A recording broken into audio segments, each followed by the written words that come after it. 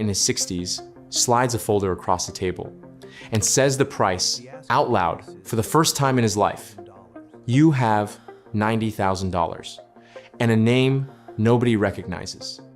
By the end of this, you'll own 20 companies and $500 million of other people's life work. He spent 31 years building this business, and the part nobody warned him about is that there's almost no one left to sell it to. 4 out of 5 businesses that go up for sale never close a deal.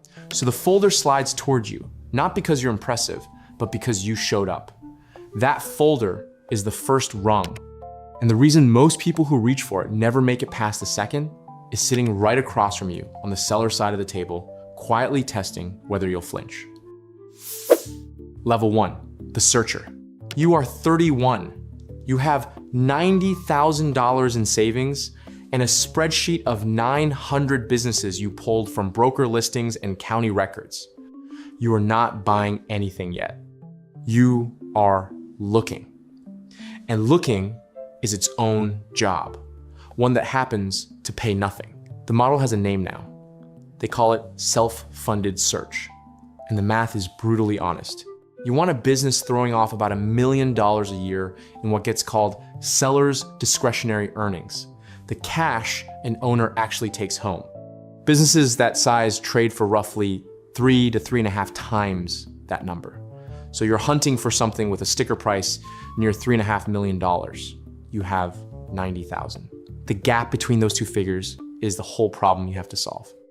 You learn to read a profit and loss statement the way a mechanic listens to an engine. You learn that the owner who built it has been running his personal truck, his wife's salary, and a boat through the business for a decade. And that untangling the real number from the story he tells himself is the actual skill here. Every dollar of those ad backs you can defend lifts the price a buyer will pay by 3 or 4. So you learn to fight for each one and to throw out the ones that won't survive a banker's questions. You drive 4 hours to meet a man who makes industrial filters and sells you nothing. Because all he really wants is to be talked out of retiring. You also learn the difference between the deals everyone sees and the ones nobody does. The broker listings come pre-shopped, picked over, bid up by people with more money than you. The real edge is proprietary.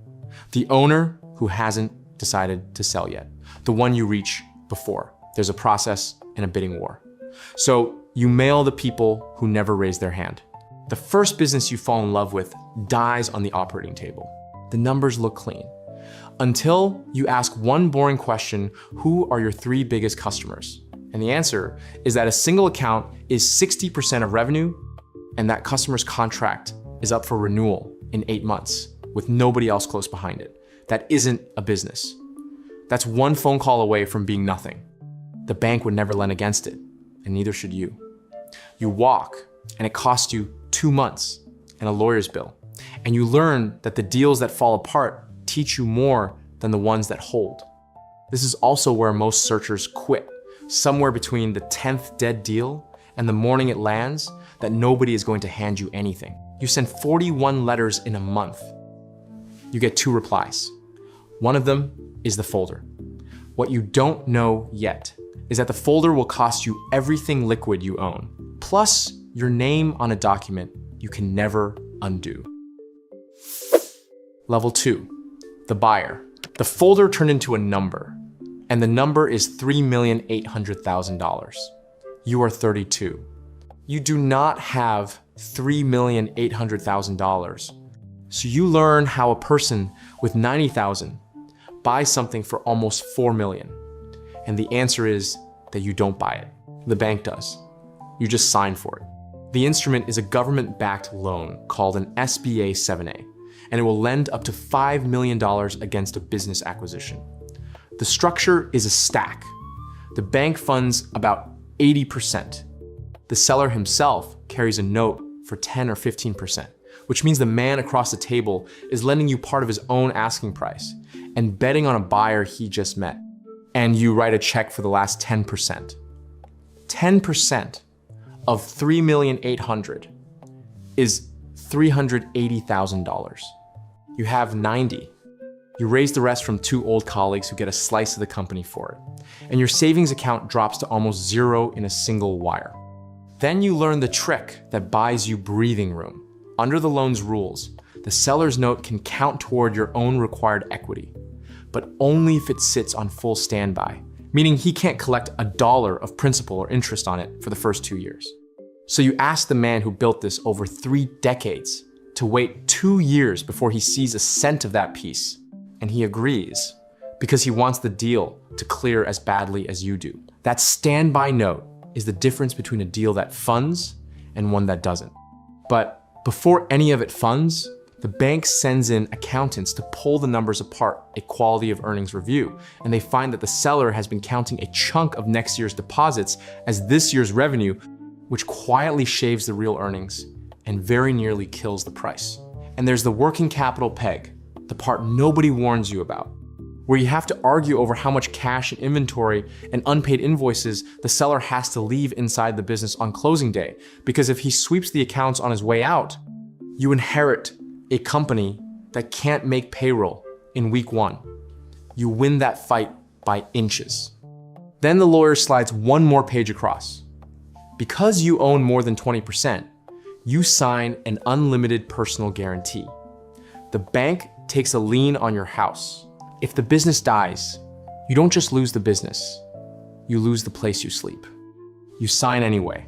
The seller shakes your hand, and for the first time, you notice he looks relieved, not richer. You are 32 years old and $3 million in debt, and tomorrow you have to walk into a building full of people who have worked there longer than you've been an adult and tell them you're in charge now. Level 3, the operator. The first morning, nobody looks at you. You learn exactly what a name on a loan document is worth on a shop floor, which is nothing. The general manager, who has run the place for 19 years, answers your questions like every answer costs him something. And the woman who does the billing has a faster read on the company's real margin than you do. This is the level that kills most people, and it kills them quietly. You took on $3 million of debt to buy yourself a job. Your salary is $200,000, but the loan eats the cash before you ever see it. You learn the only number the bank actually watches debt service coverage, the ratio of cash the business throws off to the loan payment it owes. The bank wants that cushion at roughly 1 1/4. The month it dips under 1, the cushion is gone, and the payment is coming out of money the company doesn't have. So you do the unglamorous things. You raise the prices the previous owner was too kind to raise. You fire the customer who's been paying 90 days late since 2009. You sit with the 19-year general manager at a diner, and you don't pitch him. You ask him what he'd fix if it were his, and you do 3 of the 4 things he says. And on the 4th morning, he starts looking at you when you walk in. By year 3, the business throws off enough that after the loan and taxes, you're clearing close to $800,000 a year. The debt is shrinking. The lien on your house is still there, but the fear has dulled into a number on a statement, and that's the trap of this level. You are comfortable. One business, paid down.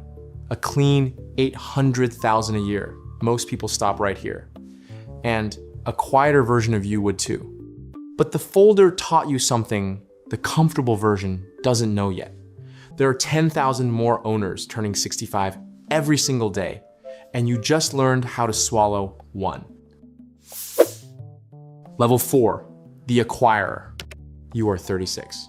You own 1 business outright, and you're about to do something the bank would have called insane 4 years ago. You're gonna buy a second one, then a third, using the first one as the engine. The mechanism is the thing nobody sees from the outside, and it's the whole reason a holding company exists in the first place. You buy companies one at a time at 3 or 3.5 times their earnings. Because at that size, the price is tied to one tired owner and his discretionary income. But the instant 2 or 3 of them sit under the same roof with shared bookkeeping, shared trucks, shared back office, the combined thing stops being priced like a Main Street shop and starts being priced like a real company.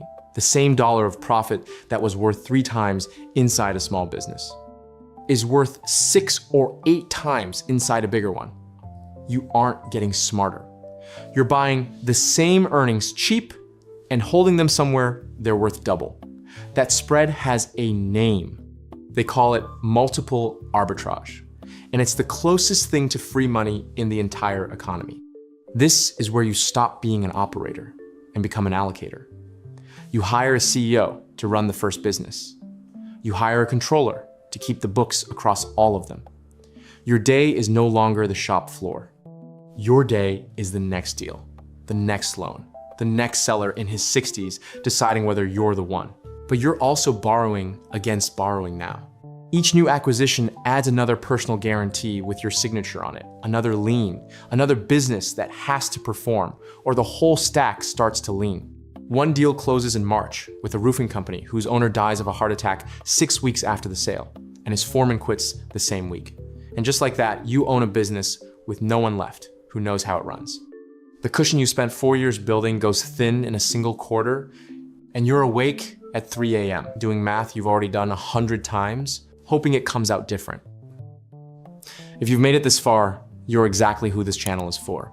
A subscribe helps me keep making these. No pressure, but I'd appreciate it. Level 5, the builder. The roofing company survives because you promote the dispatcher who actually ran it and double her pay before she can think about leaving. You are 40. You own 8 businesses now, and the thing you've built has a name and a floor of its own and a real title on the door. It is no longer a collection of deals. It's a holding company. The shift at this level is that you stop buying companies and start building the machine that buys companies. You set up a central management company that sits above all 8 businesses. It handles the accounting, the insurance, the hiring, the financing, all the parts of running a business that every single one of them was doing badly and alone. Each company pays a management fee up to the parent for those services. That fee is how the cash climbs from the businesses on the ground into the holding company at the top. And it's structured and taxed so the money pools where you can aim it at the next deal. You learn the cruelest, most useful trick in the whole model now. Once a business you bought has paid its original loan down, you refinance it.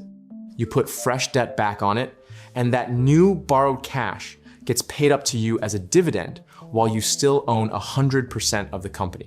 They call it a dividend recap. It means you can pull your original $90,000 back out many times over without ever selling a thing. The risk goes back onto the business. The cash comes home to you. You have a choice to make here, and it's the real one. Every voice in your industry is telling you to package the 8 companies, hire a banker, and sell the whole platform to a private equity firm for a number with a lot of zeros. The other path is to never sell, to hold these forever, to compound. There are people who built exactly this and chose to hold for 30 years instead of cashing out because the businesses keep paying every year and a sale only pays once. You sit with both numbers on a Sunday and you make the call that decides what the next 20 years of your life actually are. You don't tell anyone which way you're leaning, not yet. Level 6, the holding company. You hold. That's the call you made on that Sunday and never announced. And it's the whole reason any of the rest of this happens. You don't sell the 8 companies to anyone, and you don't sell the next 12 either. You are 47 now. The $500 million in the title is real, and it does not look like anything you imagined at 31. 20 companies. Filters and roofing and an HVAC business and a commercial laundry and a pest control route and a regional plumbing operation, none of them glamorous. All of them throwing off cash. Together, they do hundreds of millions in revenue. And the equity you own across the whole structure is worth roughly $500 million on paper. One real-world version of this model runs 16 companies, $350 million in revenue, and $50 million in free cash flow a year, and never plans to sell a single one. You can see the whole board now. And the view from up here is the comfortable version of you at level 3 could never have seen. The private equity firms have noticed what you noticed. Apollo owns a home services roll-up. Blackstone bought one platform, reportedly at over 18 times earnings. They're running your strategy with billions instead of a wire from your savings account. And they're paying multiples you can't match for the same boring businesses you used to buy for 3 times earnings. The water you fished in alone for 16 years is now full of much larger boats. But you have something they structurally cannot have. They run on a clock. A PE fund buys the platform, bolts on add-ons for 4 to 7 years, and then has to sell because its investors were promised an exit and a return. You promised no one anything. You can hold forever. You can keep a 70-year-old founder's name on the door because you're never flipping the building. So when a seller in his 60s slides you the folder now, you can tell him the one thing no private equity buyer can say, that you will not gut his company in 3 years to dress it up for the next buyer. That one sentence wins you deals that money can't. You make the largest acquisition of your life this year. And at the closing table, the seller is your own age. And he looks at you across the folder the way you once looked across it from the other side. You realize you've become the person you were terrified of at 32. And you still haven't answered the question of what any of this was for until a much older man makes you answer it. Go back to the first folder. The man in his 60s who slid it across the table 16 years ago. The one who looked relieved instead of richer. You stay in touch with him the way you don't with most sellers, because he was the first. Over a lunch he insists on paying for. Years later, he tells you the thing he never said at the closing. He had 3 other people look at the business before you. 2 were bigger and better funded. They offered more money and a faster close. He turned them both down because both of them told him, in the polite language of the industry, that the first thing they do is replace his people and sell within 5 years. There are $10 trillion of business value sitting in the hands of people his age right now. And the entire economy is built around treating that value as inventory to be flipped. He didn't want to be flipped. He wanted his 31 years to keep existing after his name came off the lease. So here is what the $500 million climb actually cost. And the bill didn't land where you'd expect. The cost is structural, and it sits on the seller's side of the table, not yours. Every year, a vast number of these businesses don't sell to anyone and simply close. Millions of them will hit the market this decade, and 4 out of 5 will never find a buyer. And when they close, the jobs and the routes and the 31 years of one man pouring his own foundation just end. You didn't win because you were the smartest allocator in the room. You won because you were willing to promise the one thing nobody with real money will promise, that you'd let the thing keep living. That's the quiet question the whole industry produces and never answers. The economy needs someone to catch the 10,000 owners who age out every day. It rewards the buyers who promise to flip them fastest. And the man who built something real for 3 decades has to bet his entire life's work on a stranger's word about what happens after he's gone. You kept your word to the first one.